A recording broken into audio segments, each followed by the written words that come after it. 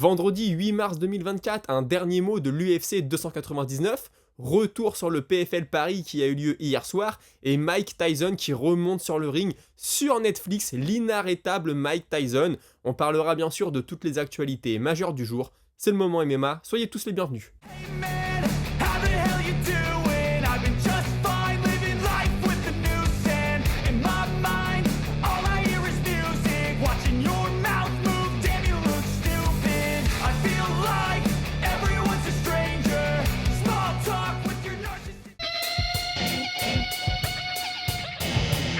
Alors vous le savez, ce week-end, Curtis Blade va affronter Jailton Almeida. C'est un combat qui devait déjà avoir lieu il y a quelques mois. Malheureusement, Blade s'était blessé. C'est Derrick Lewis qui avait pris le combat. Combat assez chiant. Jailton Almeida avait dominé de fond en comble pendant 5 rounds mais n'avait pas réussi à le soumettre. Ça a surpris Blade. Lui, il pensait vraiment qu'il réussirait à trouver la finition dans ce combat, comme beaucoup d'ailleurs. Dans le combat de samedi, Blade, c'est un gros lutteur pour ceux qui ne le savent pas, mais il compte utiliser sa lutte surtout de manière défensive. Il a cité l'exemple de Justin Gaethje pour garder le combat debout parce qu'il pense que c'est le point faible d'Almeida et qu'il pourrait trouver la solution dans ce domaine. Il a aussi l'impression que beaucoup de poids lourds ne développent pas assez leurs aptitudes, ils misent tout sur la force de frappe, et c'est assez dommage, ça les plafonne dans leur carrière, mais il dit aussi que chez les poids lourds, t'as pas le droit à l'erreur, la moindre petite erreur, tu te fais toucher et tu vas dormir, ce qui est pas forcément faux, et on lui a demandé qui frappait le plus fort selon lui entre Mark Hunt et Francis Ngannou, et là il le dit, Mark Hunt il frappe terriblement fort, mais il envoie tout son corps dans chacune des frappes, on voit vraiment la technique, alors que Francis Ngannou, t'as l'impression que c'est une puissance de frappe qui est innée. Et on lui a demandé s'il se verrait bien aller au Barnacle, et il a expliqué que non, faudrait le payer un sacré paquet d'argent parce qu'il trouve que frapper sans gants, c'est très dangereux, et il a même du mal à regarder les combats. Donc comme quoi, tous les combattants ne rêvent pas de finir leur carrière au Barnacle. Je vais maintenant vous parler de son adversaire. Almeida, lui, pensait affronter quelqu'un d'autre. Il dit voilà, Blade s'est blessé pour le premier combat, j'ai battu Derrick Lewis et je pensais qu'on allait m'offrir quelqu'un, un nom un peu plus ronflant, en gros c'est ce qu'il a voulu dire, mais bon, il dit moi je vais prendre Blade, mon but c'est d'avoir la ceinture, donc je vais prendre peu importe qui on me met en face. Et il dit aussi que si Blade n'a pas encore vu son striking et que personne n'a vu le striking d'Almeida vraiment jusqu'à maintenant, c'est parce qu'il n'a pas eu besoin de s'en servir. Lui, il veut une longue carrière, il veut durer dans le sport. Et donc il veut pas prendre de risques, il dit moi je veux la ceinture, donc si je peux gagner tous mes combats en allant au sol, en gros c'est ce que je vais faire, et puis je vais éviter de prendre le plus de coups possible, le moins de coups possible plutôt, et il dit ouais même si Blade il sait sprawler, il sait éviter que le combat aille au sol, vous inquiétez pas, je vais quand même réussir à aller au sol et à le terminer. Et puis concernant son dernier combat, on sait, il y a beaucoup de critiques, on lui dit ouais t'as pas réussi à finir Derrick Lewis, ça va être compliqué d'aller finir le reste de la catégorie. Il dit ouais mais moi peu importe les remarques, je sais ce que j'ai à faire, encore une fois ce que je veux c'est la ceinture, et pour ça il faut gagner les combats, donc je fais ce que j'ai à faire, et je vais pas changer ma manière de combattre pour plaire aux gens, le but ultime c'est d'être champion, et je ferai tout ce qu'il faut pour le devenir. Et puis vous le savez, c'est un Brésilien, il y a l'UFC 301 au Brésil au mois de mai, on lui a demandé s'il se verrait bien y combattre. Il dit moi si tout se passe bien, si je suis pas blessé, je veux bien y aller. Maintenant ça me laisse que 8 semaines, est-ce que je vais trouver un adversaire bien classé en 8 semaines qui va accepter de m'affronter là-bas? C'est pas sûr, et je donne plutôt raison là-dessus. Il y a un autre Brésilien sur la carte, même si maintenant c'est quasiment un Américain, c'est Rafael Dos Anjos, qui va affronter Gamrot. Il a expliqué être très content d'affronter un grappleur. C'est un retour aux sources pour lui, il vient du grappling à la base, du JJB, c'est ce qui l'a motivé à redescendre en poids léger, je le rappelle pour ceux qui ne savent pas, il a eu toute une période où il était en poids welter, mais c'est l'ancien champion des poids légers quand même, Rafael Dos Anjos, faut pas l'oublier. Il a fait son camp d'entraînement au Texas parce que c'est là où il pense trouver les meilleurs grappleurs. Donc ça l'a beaucoup aidé, 5 ans, c'était un vrai retour aux sources, j'étais très motivé, je suis très content de ce combat, et on lui a demandé s'il voyait bientôt la retraite, il est plus tout jeune, Rafael Dos Anjos, il a fait des guerres dans sa carrière, et il dit pour l'instant, tant que je peux performer contre les meilleurs, je pense pas à la retraite, le jour où ce sera plus possible, ce sera peut-être le moment pour moi de raccrocher les gants. Son adversaire, lui, Gamrot, il a fait son camp d'entraînement en Floride, ça fait déjà un petit moment, c'est un Polonais, mais il s'entraîne en Floride depuis un moment à l'American Top Team, notamment avec Dustin Poirier. Il dit que c'était quand même très agréable de combattre à Miami, il dit là en 30 minutes de route je suis arrivé, j'ai l'impression d'être à la maison, forcément, j'ai pu faire tout mon camp d'entraînement avec Dustin Poirier, on a fait beaucoup de sparring, en tout sur tout le camp, on a dû faire 15 rounds de sparring ensemble, c'est pas rien. Et puis vous savez, c'était le backup fighter pour le combat Islam Makhachev contre Oliveira au mois d'octobre. Finalement, Oliveira s'est blessé, c'est pas lui qui a eu le combat, on lui a demandé un peu d'explication. Il dit tu sais, moi j'ai été me coucher le soir en Pologne, je me suis levé le lendemain, j'ai appris que Oliveira avait été blessé, que Volkanovski le remplaçait. Il dit voilà, c'était la nuit, moi je dormais, je sais pas trop ce qui s'est passé.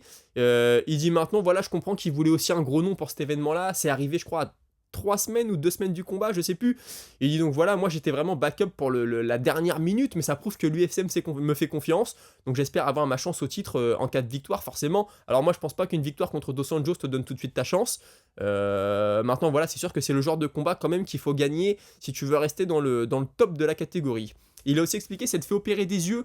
Alors une opération, ce qu'on appelle le laser, pour plus porter de lunettes. Il dit mais moi ça change tout, j'ai plus besoin de lunettes dans la cage, je vois beaucoup plus clair, j'avais des gros problèmes de vision et ça va vraiment faire la différence. Et enfin il s'attend à un combat très intense avec Rafael Dos Anjos. C'est vrai que Dos Anjos amène toujours beaucoup de pression et beaucoup de scramble. Alors ça c'est quelque chose que j'aime beaucoup. Même les gens qui n'aiment pas la lutte aiment bien les scrambles. Un scramble, pour rappel, c'est le gars te met un takedown, tu vas au sol, mais tout de suite tu pars sur le dos, tu fais une roulade arrière, et puis lui il repart sur l'avant. Voilà, c'est ça les scrambles pour ceux qui ne savaient pas. Au cas où, c'est aussi le but de la chaîne d'expliquer un peu à tout le monde qu'est-ce que le MMA. Et puis hier, il y a aussi eu la conférence de presse. Bon, on n'a pas appris grand-chose. Franchement, les conférences de presse, c'est vraiment le show. C'est la foule qui met l'ambiance plus qu'autre chose. D'ailleurs, la foule, ils étaient en feu. J'espère que ça va être de bon augure pour samedi soir. La seule chose qu'on a appris, c'est que O'Malley, on lui a demandé s'il voyait pourquoi pas un 3ème fight contre Vera en cas de victoire. Il a dit écoute, pourquoi pas, je dirais pas non à le battre une fois de plus. J'espère pas, honnêtement, j'espère pas. Après, si on a une guerre, si on a un combat de fou, forcément ce serait vendeur. Et puis un peu avant ça, O'Malley, il avait déclaré dans une interview que s'il montait pour combattre Ilia Topuria, ce serait juste une fois. Il dit moi je veux monter, faire mon combat et redescendre chez les poids coqs, je veux régner dans ma catégorie. Bon, ça j'aime beaucoup. Écoutez, pour l'UFC, je pense qu'on a fait à peu près le tour, on y reviendra un petit peu tout à l'heure, mais un petit mot du PFL quand même, qui a eu lieu hier soir. Dans le co-main event, Abduragimov a gagné. Vous avez vu, combat serré, mais c'est bien, parce que si le gars arrive et qu'il roule sur tout le monde, on n'en apprend pas plus. Là, on a vu qu'au sol, il y avait une réponse. On a vu que debout, il a réussi à toucher un petit peu, mais franchement, ok, c'est peut-être pas le combat que beaucoup attendaient. Des fois, c'était au sol, il se passait pas grand-chose. Mais au moins, on a vu que Abduragimov était bien humain. Bon, on l'avait déjà vu dans ses autres combats, notamment le combat qui gagne à quelques secondes de la fin. Mais c'est bien, le niveau d'adversité monte, lui il monte, et puis pour construire une carrière, moi personnellement je pense que c'est ce qu'il faut pas forcément avoir la route toujours facile. Et puis le main event, Cédric Doumbé contre Baki, bon bah écoutez, je sais que ça a fait beaucoup de déçus. Honnêtement, je sais pas trop quoi en penser, j'ai pas envie de faire le gars qui réagit sous l'émotion en disant ouais c'est n'importe quoi, c'est pipoté, etc. Franchement, je sais pas, tu te retrouves avec une épine dans le pied, c'est du jamais vu. Moi j'ai des potes qui m'ont envoyé des messages et m'ont dit ouais, il se passe quoi? Je leur dis franchement, j'en sais rien, il prend une épine dans le pied. Alors peut-être que le règlement dit que si le combattant peut pas continuer, il faut arrêter. Maintenant, il prend une épine dans le pied, c'est pas de sa faute. Est-ce que c'est un défaut de la cage? Moi, je pense plutôt que c'est un gars de son coin ou du coin de Baki ou l'arbitre ou je ne sais qui est monté dans la cage avec l'épine sous la chaussure qui l'a laissé. Lui, il la prend dans l'orteil, il pouvait plus s'appuyer dessus. Franchement, je sais pas trop quoi en penser. J'ai pas envie de blâmer personne. Peut-être l'arbitre, mais bon, l'arbitre dans le feu de l'action, il a pas forcément compris et ça parle pas anglais génial non plus. Donc je sais pas, après, maintenant avec le recul, forcément que tout le monde se dit, bah attends, des mecs des fois ils ont une coupure, on fait rentrer le médecin pour vérifier la coupure, savoir s'ils peuvent continuer, on aurait peut-être pu au moins faire rentrer le médecin, regarder son pied. Mais ouais, avec le recul, c'est toujours facile à dire. Après, c'est vrai que l'UFC, franchement, Dana White, il doit se frotter les mains, il doit se dire, mais regardez les organisations de débutants, les organisations d'amateurs, ce serait jamais arrivé à l'UFC. Et puis après, ce qui était un peu lourd, je trouve, à la fin, c'était juste le discours qui était super long et qui explique à tout le monde en français, en anglais. Même l'intervieweur, ça se voyait qu'il en avait marre à la fin, ça le saoulait, le gars, ça faisait que parler français. T'as l'impression qu'ils étaient dans un restaurant en train de parler entre eux. Je pense pas qu'on aurait vu ça à l'UFC, en effet. Maintenant, voilà, c'est comme ça, c'est pas de chance. Forcément, j'aurais payé ma place pour aller là-bas, ça se termine comme ça. En plus, le combat en lui-même, c'était en train de devenir intéressant. Je pense que Doumbé avait perdu le premier, il avait gagné le deuxième. Là, ça allait être décisif. Voilà, on avait appris qu'au sol, il arrivait à se relever, que Baki, debout, ça allait quand même, il faisait le taf, il avait réussi à faire peser la menace avec ses takedowns. Donc, ça devenait intéressant, ça s'est arrêté. Franchement, c'est très frustrant. Est-ce que je veux voir la revanche? Franchement, j'en sais rien. Je sais pas du tout. Franchement, c'est très compliqué. Je pense que même le PFL doit être dégoûté que ça se termine comme ça. Et puis bah voilà, comme je le dis, le grand gagnant, je pense que c'est Dana White. Il doit avoir qu'une seule envie, c'est qu'on lui pose une question sur le PFL et sur Cédric Doumbé, et là il va se lâcher. Et là ça va être du grand Dana White. Je pense qu'il a déjà sa petite phrase, sa petite réplique qui est prête. Écoutez, c'était tout pour le PFL, je pense que je sais pas si vous avez tous vu l'événement. Moi j'ai eu la chance de pouvoir le voir en direct, c'était plutôt cool. Surtout j'ai vu les 3 derniers combats.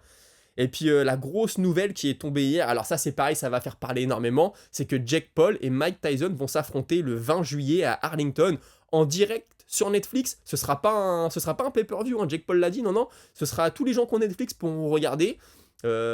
Bah voilà, je sais que pour certains c'est le cataclysme, moi je sais pas quoi en penser, encore une fois, je sais pas, c'est le business, c'est l'argent qui parle, c'est le marché, voilà, c'est comme ça. Jake Paul il est à 9-1 en carrière, Mike Tyson il est à 56, Tyson je crois qu'il a 57 ans. Alors Jake Paul il dit ouais, moi c'est l'occasion, je veux être le meilleur au monde et battre le plus grand de tous les temps. Ouais bon moi franchement j'y crois pas trop honnêtement, dis-nous que c'est un gros coup marketing, dis-nous que tu vas prendre beaucoup d'argent, tu te fais peut-être un kiff d'enfance aussi, hein, je peux comprendre, t'imagines t'es fan de boxe et un jour tu peux monter contre Mike Tyson. Je comprends que le kiff soit énorme, je comprends que l'argent soit un facteur aussi dans ce combat-là, et puis pour Mike Tyson, bah s'il prend un gros billet tant mieux pour lui. Après franchement sportivement c'est pareil. Tyson, ok, c'est une légende, mais 56 ans, t'es pas aussi explosif que tu pouvais l'être avant. C'est bon, voilà. De voir que Tyson a besoin de faire ça pour gagner de l'argent, franchement, ça fait un peu mal au cœur quand même. Après, Tyson, j'avais lu son livre, son autobiographie, hein, vraiment, dans laquelle il a participé. Et bon, bah, il a cramé énormément son argent. Il y a eu des problèmes de drogue, d'alcool, d'addiction, on le sait très bien. Quand t'as eu une carrière comme ça, de devoir remonter à 57 ans contre un mec comme Jake Paul. Voilà, c'est dommage. Après, la boxe arrive sur Netflix. Ça, par contre, c'est quelque chose de positif, honnêtement. Netflix, je sais qu'il y a beaucoup de gens qui l'ont. Imagine, on a des shows régulièrement sur Netflix, pourquoi pas, hein. Ça peut être un truc, ça peut lancer quelque chose. C'est le point positif là-dedans. Mais là, je sais que ça va faire parler. Il y en a qui vont avoir horreur de ça, je peux vous comprendre. Bah maintenant, quand même, Jake Paul, on a beau dire ce qu'on veut, il mène bien sa barque, hein. Et franchement, lui, il prend les millions les uns après les autres. Et j'ai vu que Michael Bisping était dégoûté. Il y a plein de combattants qui sont dégoûtés. Mais écoutez, que voulez-vous, c'est comme ça. L'argent, c'est l'argent qui a parlé, encore une fois.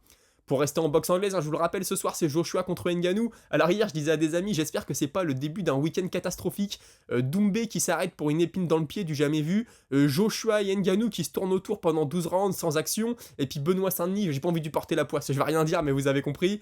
Voilà, j'espère que c'est pas le début de la fin, mais en tout cas ce soir sur DAZN. 19,99 le pay-per-view, faut déjà être abonné à DAZN, donc franchement c'est un petit billet, c'est un peu chiant. Bon, je ne doute pas que certains trouveront des solutions pour quand même regarder ce combat en direct ou en replay. Et puis Francis Ngannou qui a dit qu'il aimerait faire son retour cette année, il dit most likely, donc il y a de fortes chances que je revienne en MMA cette année. Tout va dépendre de ce qui va se passer cette nuit forcément pour le... Je vais avoir une claire idée de mon avenir en MMA. Bon bah ça on le savait déjà.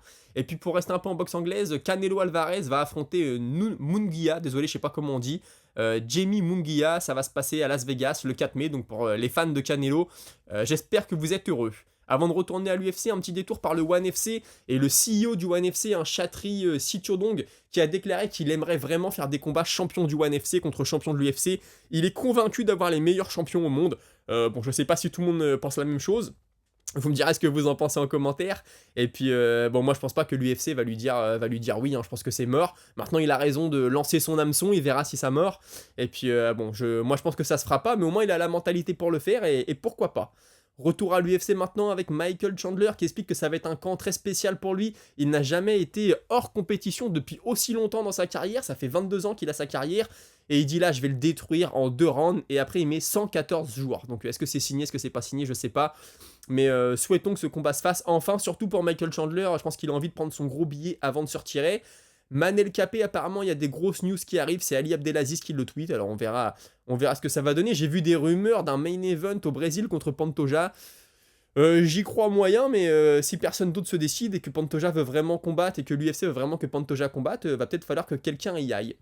Et puis vous le savez, là, il y a quelques semaines, il y avait les frères Tafa. Alors c'était, je crois que c'était quand Justin Tafa qui devait combattre. Quelques heures avant la pesée, il tombe malade. C'est son frère Junior Tafa qui prend le combat. Et là, c'est le contraire du coup. Justin remonte sur le ring pour affronter Williams à la place de son frère. Du coup, je pense que l'autre pouvait pas combattre aussi proche. Donc c'est assez marrant cette histoire. Avant de passer à la minute auditeur, je vous propose de parler un peu des paris. Vous le savez, notre défi Paris tous les vendredis. Il y a des belles choses sur la carte. Hein. Gilbert Burns, il est à 2,25 contre Jack Maddalena. Moi, je vois Burns passer. Hein. S'il est bien remis de son épaule, je suis sûr qu'il peut le faire. Michael Venom Page, il est à 2,05 contre Hollande. Pareil, moi je pense que Page est meilleur que Kevin Holland. Et puis bon, après on a Dustin Poirier 2,80, Benoît Saint-Denis 1,48, Sean O'Malley 1,34, Marlon Vera 3,05, ça peut se tenter aussi. Même si moi je pense plutôt que Sean O'Malley va le faire. Mais franchement, là, Vera, les journalistes équatoriens à la conférence de presse, ils disaient ouais, t'es l'espoir du pays, t'es un exemple pour les jeunes, il va être ultra galvanisé. Mais je pense pas que ce soit un avantage. T'es trop galvanisé, tu sautes comme un chien fou sur O'Malley, l'autre il te fait un décalage, il t'envoie une droite au menton et c'est terminé, donc attention. Et puis Petroyan 1,78, Song Yadong 1,98. Là, je vais pas parier, c'est ultra serré. Petroyan, il y a quand même eu un long layoff. Ça peut jouer 3 défaites de suite, il peut être affecté. Song Yadong, j'aime bien. Je trouve que c'est un peu léger quand même pour aller titiller les étoiles. Mais écoutez, je peux me tromper. Donc je compte partir. Est-ce que je tente le truc Gilbert Burns et Michael Venom Page. Le combiné, ça fait une cote à un peu plus de 4. Ça peut se tenter. Vous me direz ce que vous en pensez. Et puis écoutez, si vous avez aimé cette émission, un petit like, un petit abonnement, parlez-en autour de vous, ça me fait de la pub, c'est la meilleure chose que vous puissiez faire. Et puis bah on passe tout de suite à vous avec la Minute Auditeur. Alors j'ai pas relevé tous les noms, hein, mais la plupart d'entre vous êtes assez inquiets quand même pour cette histoire de Benoît Saint-Denis et de la suspicion de staphylocoque. C'est peut-être qu'un feu de paille, hein, c'est peut-être faux. Rappelez-vous, Ousmane à Abu Dhabi, tout le monde disait ouais il s'est blessé, j'en avais parlé dans l'émission forcément. Ouais il s'est blessé à l'entraînement public avec Justin Gaethje, finalement il en a jamais reparlé, on sait pas si c'était vrai ou pas. Là de Benoît Saint-Denis c'est peut-être rien, et je le souhaite forcément. Et puis il y a Lebrac qui m'a fait rigoler, qui me dit à chaque fois que Benoît Saint-Denis revient de Bulgarie, il ramène un staff, va falloir que Pelletier touche 2 mots à son service d'entretien. Et puis tu me dis, je suis comme un gosse à la veille de Noël. Bah oui, forcément, gros combat qui arrive. Mais je savais pas qu'il en chopait souvent en Bulgarie. Je me dis, bah, il va peut-être falloir leur envoyer des kits d'hygiène là-bas parce que sinon, c'est pas très propre. Et puis Jordan Herman qui m'apprend quand même que ça fait un moment qu'il a ça, Benoît Saint-Denis, avant de prendre l'avion pour les US, s'il l'avait déjà. J'ai vu ça sur son compte Insta. Il a été beaucoup plus gros, ce genre de bouton. Là, il a un peu réduit, mais c'est vrai que c'est vraiment bizarre.